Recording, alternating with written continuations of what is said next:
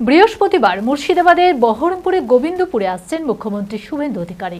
কর্ণসুবর্ণ গোবিন্দপুর রেলগেটে ঘটে যাওয়া পুলকার দুর্ঘটনায় নিহতদের পরিবারের সঙ্গে কথা বলে আর্থিক সাহায্য তুলে দেবেন তাদের হাতে। স্থানীয় প্রাথমিক বিদ্যালয়ে এই চেক প্রদান কর্মসূচির ব্যবস্থা করা হবে। তার আগে বুধবার গোবিন্দপুর গ্রামে এসে সমস্ত পরিস্থিতি খতিয়ে দেখলেন। নিহতদের পরিবারের সঙ্গে কথা বললেন জেলা শাসক আর অর্জুন, জেলা পুলিশ সুপার সচিন বক্ষ সহ অন্যান্য আধিকারিকরা। মানসিক স্বাস্থ্যের জন্য সবার আগে যে নামটি মনে ভেসে ওঠে, সুস্থ মনের ঠিকানা মনোবীক্ষণ।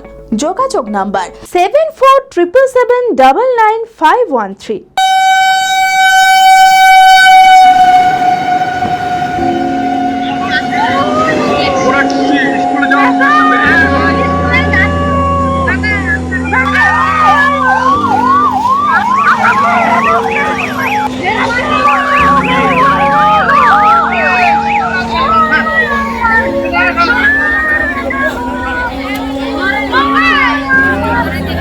বহরমপুরের কর্ণসুবর্ণ গোবিন্দপুর রেলগেটে ঘটে যাওয়া মর্মান্তিক পুলকার দুর্ঘটনা নাড়িয়ে দিয়েছিল গোটা রাজ্যকে। দুর্ঘটনায় মারা যায় 4 ছোট ছোট স্কুল পড়ুয়া ও এক বৃদ্ধ সাইকেল আরোহী। আহত হয় একাধিক। ভারত সরকারের রেল দপ্তরের ঘোষণা করা 10 লক্ষ টাকার আর্থিক সাহায্য ঘটনার দিনেই প্রদান করা হয়েছিল নিহতদের পরিবারকে। রাজ্য সরকারের পক্ষ থেকে 5 লক্ষ টাকার আর্থিক সাহায্যের ঘোষণা করেছিলেন মুখ্যমন্ত্রী শুভেন্দু অধিকারী। বৃহস্পতিবার গোবিন্দপুর এসে সেই আর্থিক অনুদান নিহতদের পরিবারের হাতে তুলে দেবেন মুখ্যমন্ত্রী। স্থানীয় প্রাথমিক বিদ্যালয়ে এই চেক প্রদান কর্মসূচির ব্যবস্থা করা হবে। তার আগে বুধবার গোবিন্দপুর গ্রামে গিয়ে সমস্ত পরিস্থিতি খতিয়ে দেখে নিহতদের পরিবারের সঙ্গে কথা বললেন জেলা শাসক আর অর্জুন, জেলা পুলিশ সুপার সচিন বক্ষ সহ অন্যান্য আধিকারিকরা।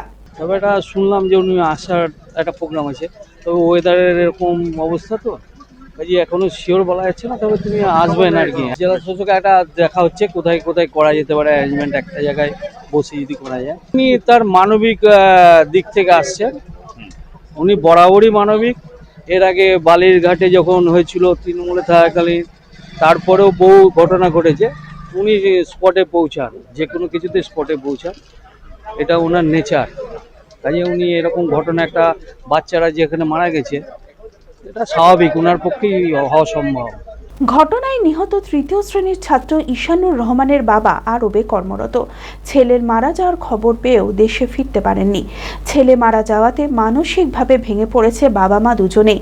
মুখ্যমন্ত্রীর আসার খবরে পরিবারের লোকেরা আশ্বস্ত হলেও মুখ্যমন্ত্রীর কাছে একটি চাকরির দাবি জানায় পরিবারের সদস্যরা। কিভাবে মুখ্যমন্ত্রী আসছে আসুক, আমরা চাকরি ছাড়া কিছু চাই না।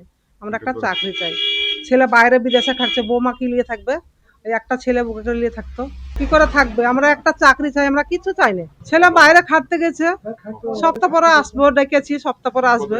এখন একা আছে, বুঝতে তো পারছেন, আপনাদেরও ছেলে আছে, এখন একা আছে, ছেলের দিকে তাকাতে পারছি না। আজকে ও পুলিশ অফিসার বাড়ি এসেছিল, বললো বাড়িঘরটা একটু ঠিক করেন, আমাদের মন্ত্রী আসবেন। কখন আসবেন সেটা বললো না, হয় আজকে না কালকে, তাই বললো।